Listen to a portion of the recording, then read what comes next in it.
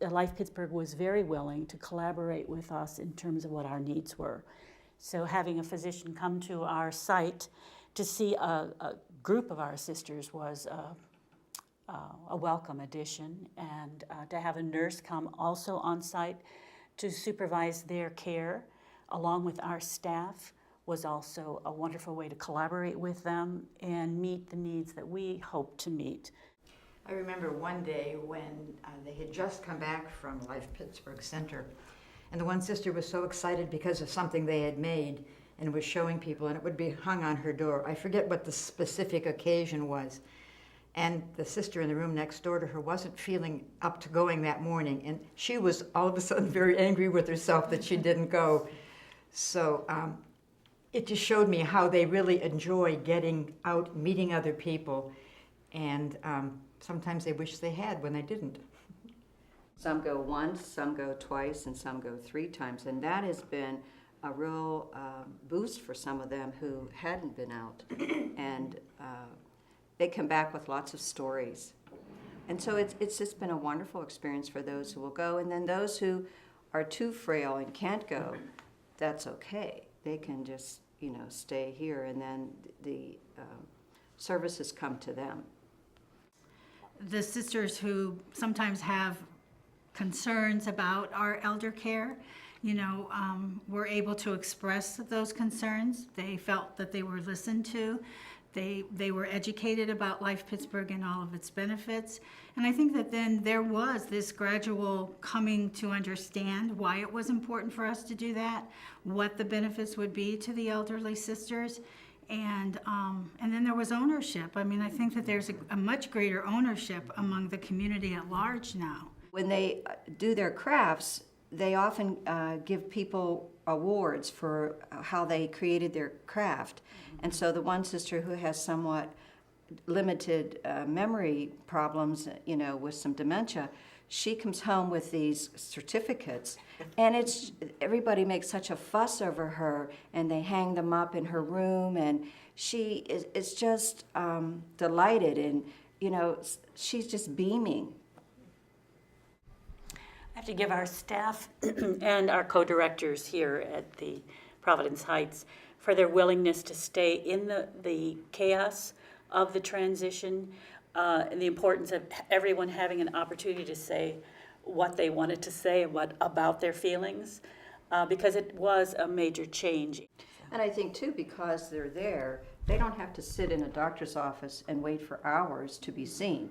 They're doing crafts, they're visiting, they're having a meal, they're having physical therapy, and then when it's their turn, they're taken from that activity to see the doctor. And so there isn't that terribly long wait. Mm-hmm. Another advantage. The goal of the best care for the sister was everyone's concern, and that helped that transition. I would say it was definitely a good decision.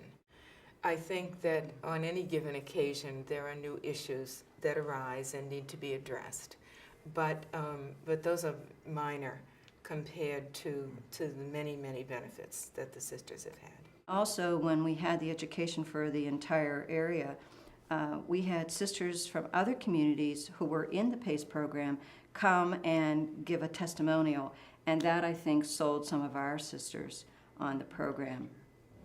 When you see 70, 80, and 90-year-old sisters, still participating in a committee, still, engaged in looking at new programs, new ways of caring for our elderly, and yet they're part of that, composite. It really, it just was so good. I think one of the hard things is to convince the sisters really that they are as eligible as anybody else to participate, and that they're not taking money from somebody else if they do participate. That's always a hard sell.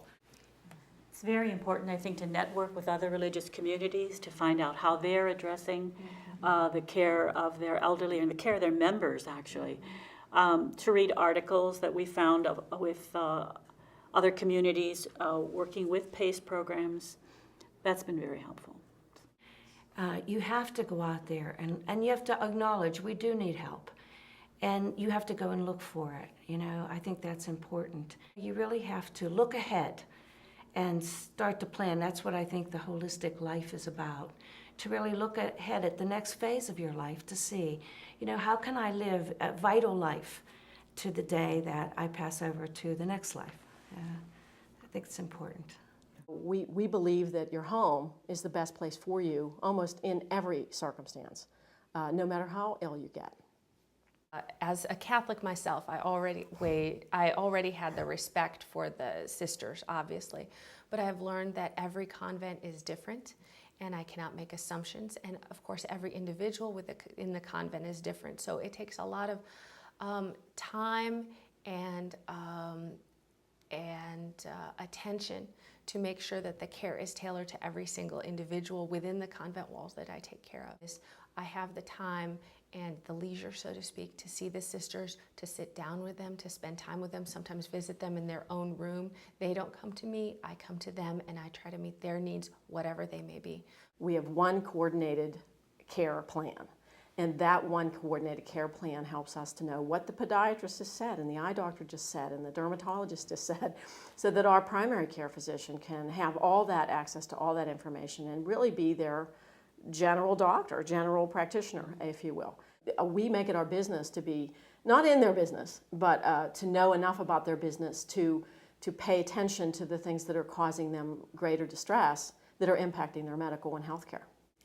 This program is so much less money in the sense of, certainly for institutional care, that most of the states in the United States pay for.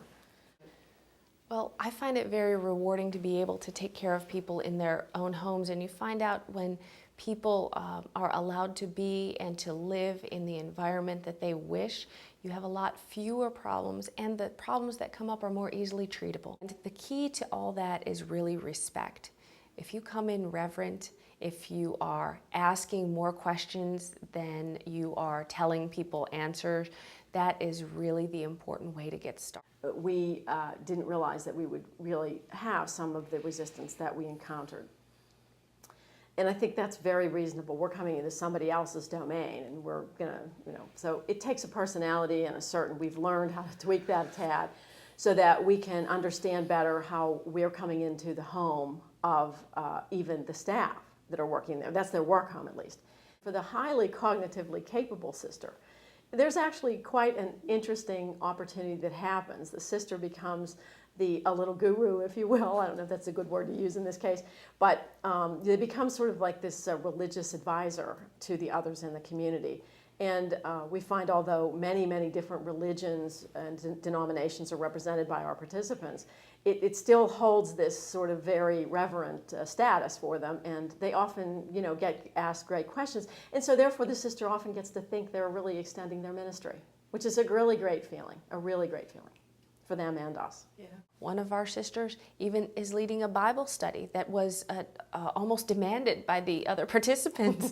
They participate in book clubs and things like that if they desire to, and it's a lot of fun for them. And these are women that have been used to serving all of their life, so it seems to be their joy to help the others. And I find it very touching when I see a sister go and reach out to a layperson that might not have ever met a sister, and yet they become close friends. There's activities, there's different food, there's events, there's fun things to do. Your doctor comes and sees you quick and you're out of there. You're not waiting in a waiting room with having to go to the bathroom. You're out there doing it, and when you're ready, your doctor sees you, or your nurse. The pills are brought to you. It's really sort of a fun experience where the medical illnesses and the things that are disagreeable to them are minimized, and their life and their fun and their vitality is emphasized. In the case of the sister that does not want to come to this center, it's not for her. We honor that, and we bring her care to her, and she enjoys that as well. We had the one participant who wanted seaweed, and she was going to get seaweed if her life depended on it. And Dr. Dosh figured out a way to satisfy this need for these organic supplements that, hopefully won't hurt her. And we looked them up. I mean, I know that we, made sure that. But the sister got to do what she wanted to do, and I think to that end made her peaceful, and more readily accepting you know, of what was going on around her. So it's sort of meeting the person where they are. Certainly there is extensive attention to their medical well-being. They get seen, I think, more often and more frequently through a PACE program than being able to go to the doctor's office. There's not the transportation issues necessarily because it's all taken care of for them. The power of the team is that you have not only all of the energies, but all of the different professions and all the different knowledge bases meeting, and the core of the wheel, so to speak, is the participant, and everybody's focused in allowing the sister to achieve her best wherever her level is, whether she has a little dementia or forgetfulness, or whether she's not able to walk. We all use all of our efforts for her in order to promote the greatest independence she can have.